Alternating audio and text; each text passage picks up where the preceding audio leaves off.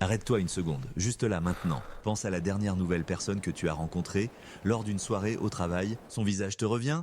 Probablement. Sa poignée de main, son sourire, l'énergie qu'elle dégageait? Oui. Son nom? C'est plus flou, n'est-ce pas? Comme un mot écrit sur du sable que la première vague a déjà effacé. Ce n'est pas juste un oubli. C'est une sensation familière et inconfortable. Ce micro-moment de panique où quelqu'un dit « je m'appelle Antoine » et ton cerveau, au lieu de classer l'information, semble la laisser tomber dans un trou noir. 5 secondes plus tard, tu es face à Antoine et dans ta tête, c'est le vide, un silence assourdissant. Tu souris, tu hoches la tête en menant une conversation entière tout en calculant comment éviter d'utiliser son nom. Tu te sens impoli, distrait, peut-être même un peu bête. La petite voix dans ta tête murmure « je suis nul avec les noms ». C'est devenu une partie de ton identité. Un défaut que tu as accepté. Mais si ce n'était pas une faiblesse, si c'était en réalité la preuve que ton cerveau fait quelque chose de bien plus complexe et d'instinctif, la vérité c'est que lorsque tu rencontres quelqu'un, ton cerveau n'essaie pas de mémoriser une étiquette. Il essaie de lire une personne. Ton cerveau social, une partie ancienne et incroyablement puissante de ton système nerveux, passe en mode analyse à d'autres vitesses. En quelques millisecondes, il traite des milliers de points de données non verbaux. Le ton de la voix, la vitesse de la parole, le contact visuel, la posture, les micro-expressions qui trahissent une émotion fugace. Il se pose des questions primitives, essentielles à la survie sociale. Cette personne est-elle une amie ou une ennemie ? Est-elle digne de confiance? C'est une opération de reconnaissance massive. Pendant ce temps, le nom, Antoine, est une information totalement différente. C'est une donnée auditive, abstraite, symbolique. Elle n'a aucun lien intrinsèque avec l'analyse de sécurité et de connexion que ton cerveau est en train d'effectuer. Pour ton cerveau limbique, c'est du bruit. C'est comme si un superordinateur était en train de décrypter un code vital et que quelqu'un venait lui donner la météo du jour. L'information est ignorée car toute la bande passante cognitive est déjà allouée à la tâche jugée prioritaire. Ce n'est donc pas un défaut de mémoire, c'est une hiérarchisation des priorités. Ton cerveau choisit l'humain plutôt que l'étiquette. C'est particulièrement vrai pour les personnes empathiques ou introvertis. Leur système nerveux est souvent calibré pour capter davantage de signaux sociaux, ce qui augmente d'autant plus la charge cognitive. Elles ne voient pas juste une personne, elles ressentent la pièce, l'ambiance, les émotions sous-jacentes. Le nom n'a aucune chance. Le problème, c'est que notre société a fait du nom la clé de la reconnaissance et du respect. Oublier un nom est perçu comme un manque d'intérêt. Alors, comment faire le pont entre notre cerveau instinctif qui scanne les âmes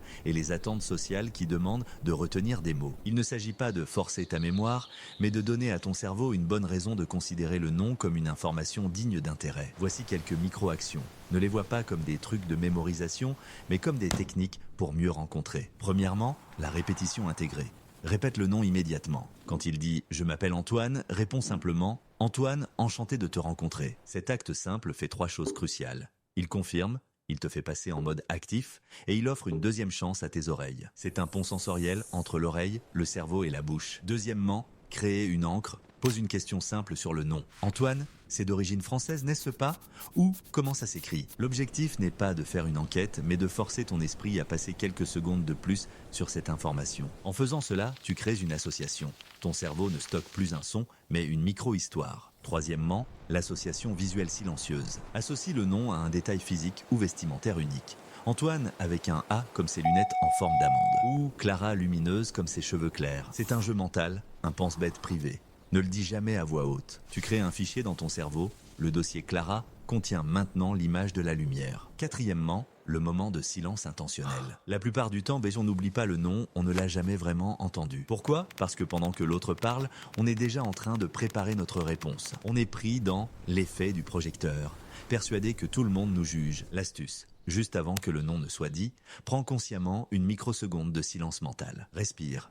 Décide d'écouter. Fais de l'écoute du nom l'unique objectif de ces 3 secondes. Tu seras surpris de voir à quel point les noms deviennent plus clairs quand on leur offre un espace pour atterrir. Mais voici le conseil le plus puissant, celui qui change tout. Cesse de voir le nom comme une donnée à te rappeler et commence à le voir comme la première chose que cette personne te confie. C'est un cadeau de confiance. Ce n'est pas juste une étiquette pour la classer, c'est le titre de son histoire. Quand tu entends Antoine, ne pense pas « Ok, A-N-T-O-I-N-E, il faut que je le retienne ». Change ton dialogue intérieur. pense. C'est donc le son que cette personne a entendu toute sa vie. C'est le mot que ses parents lui ont donné en pensant à son avenir. C'est la clé de son identité. Le mot qui l'a fait se retourner dans une foule. Ce changement de perspective déplace l'effort de la performance mémorielle à l'intention de connexion. Tu ne cherches plus à réussir un test social, tu cherches à honorer la personne en face de toi. Et le paradoxe, c'est que lorsque l'intention est de se connecter, la mémorisation devient un effet secondaire naturel, presque sans effort. Ton cerveau comprend enfin pourquoi cette information est cruciale.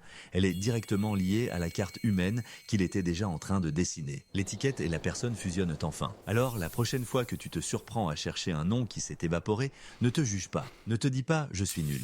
Accorde-toi un moment de grâce et pense plutôt « mon cerveau était en train de faire son travail le plus important ». Lire l'humain. Tu n'as pas un problème de mémoire. Tu as un cerveau social très performant. Maintenant, tu as les outils pour l'inviter, doucement, à prêter aussi attention à l'étiquette. Non pas comme une corvée, mais comme un geste de respect. Un pont vers l'autre. Et ça, c'est une compétence bien plus profonde et bien plus humaine que de simplement se souvenir d'un nom.